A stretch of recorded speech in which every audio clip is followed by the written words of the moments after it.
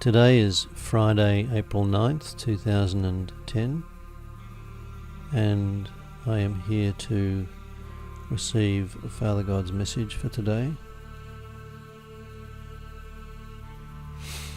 And he is saying,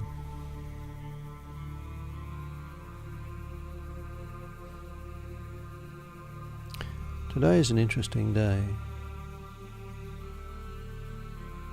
An interesting day because the being that is speaking to you is not the being that spoke to you in the past. And that is because the being that occupied the office of what you know of as Father God is no longer occupying that office, but indeed a new being, a new soul, you could say, has taken up this office. And so this may come as a shock to many of you, and I take this opportunity to tell you this so that you begin to understand a little more about the nature of what is called the spiritual hierarchy and its relationship to earth and to souls. You see, what you call Father God is really an office.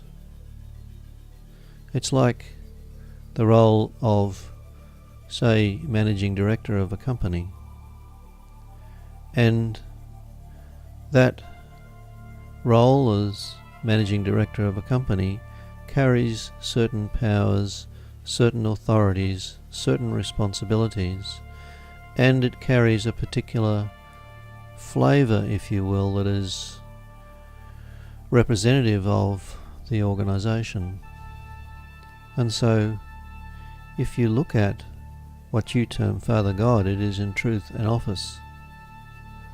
And as I look at the history of this office, I see that in the time that Earth has been, you could say, formed, there have been in fact several beings that have occupied the office of what you know of as Father God. And so there was one at the beginning. There was one that came in about the time that humanity came to the earth in its true sense, which was perhaps 200,000 years ago. And then there was a change about 2 years ago, and now there is this change. And for all intents and purposes, Father God remains Father God as far as humanity is concerned, and that's how it should be, because there is a role, there is a purpose, a responsibility to husband the energies that flow to earth, to be here to oversee what unfolds within the solar system. And much of that is the responsibility of this office.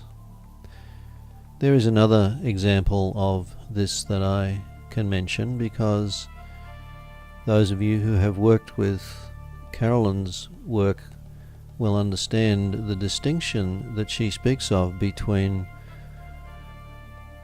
the one that many know of as Archangel Metatron and the level at which Carolyn works with that being as Lord Metatron.